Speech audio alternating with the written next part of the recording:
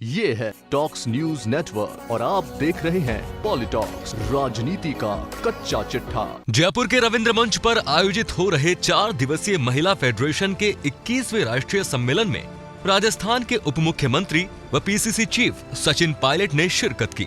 सम्मेलन को संबोधित करते हुए पायलट ने कहा कि बहुत लोग कहते हैं कि आज के नौजवानों में जज्बा खत्म हो रहा है, जबकि ऐसा नहीं है। देश के युवाओं में आज भी वो जज्बा है जो आजादी से पहले युवाओं में था। आज के युवा पहले की पीढ़ी से कम देशभक्त नहीं है। सचिन पायलट ने कहा कि आज से 30 साल पहले आंदोलन होते थे, धरने होते थे, उन धरनों से नेता निकलते थे। दुर्भाग्य की बात है कि वे धरने अब कम हो गए हैं। विरोध करने का अधिकार हम सभी को है। मैं 26 की उम्र में संसद पहुंचा था। अगर मैं युवाओं को आगे नहीं बढ़ाऊंगा तो उनकी राजनीति को खत्म करूंगा। इसलिए लोगों की आवाज बनने का मौका मिले तो बनना चाहिए। कार्यक्रम को संबोधित करते हुए सचिन पायलट ने बिना नाम लिए बीजेपी के वरिष्ठ नेता गुलाब चंद कटारिया और प्रदेशाध्यक्ष सतीश पूनिया को नसीहत देते हुए कहा कि हमारे देश की राजनीति बड़ी तीखी है पर मजेदार है। लोग अखबार में छपने के लिए, सुर्खियों में आने के लिए कुछ भी बोलते हैं, लेकिन किसी पर भी सीधा प्रहार नहीं करना चाहिए और मुद्दों पर बात करनी चाहिए। मैंने 5 साल विपक्ष में रहते हुए कभी वसुंधरा जी को चैन से सोने नहीं दिया। प्रदेश के सभी मुद्दों को लेकर जमकर विरोध किया, लेकिन उनके नाम पर कभी प्रहार नहीं किया।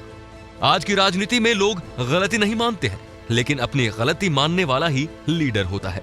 गौरतलब है कि बीते दिनों सीएए के समर्थन में राजधानी में हुई बीजेपी की रैली के दौरान नेता प्रतिपक्ष गुलाब चंद कटारिया ने मुख्यमंत्री अशोक गहलोत पर अमर्यादित भाषा का प्रयोग करते हुए बहुत ही बेहुदा भाषण दिया था।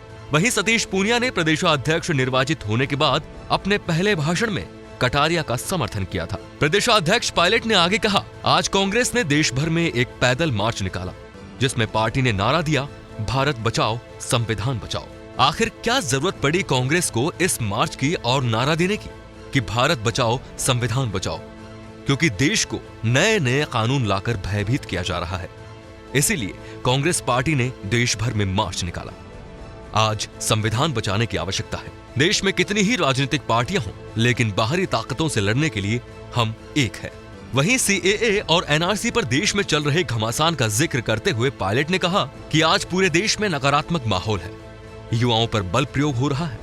देश भर में दहशत का माहौल है, लेकिन कोई सुनने को तैयार नहीं है। बोलने की आजादी सबको है, लेकिन जब कोई कानून को हाथ में लेता है तो मैं उसके सख्त खिलाफ हूं। संख्या बल के आधार पर कानून बनाना देश सेवा नहीं है।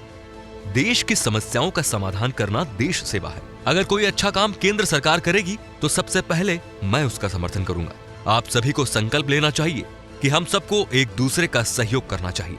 पॉलिटॉक्स ब्यूरो, जयपुर। ये है टॉक्स न्यूज नेटवर्क और आप देख रहे हैं पॉलिटॉक्स, राजनीति का कच्चा चिट्ठा।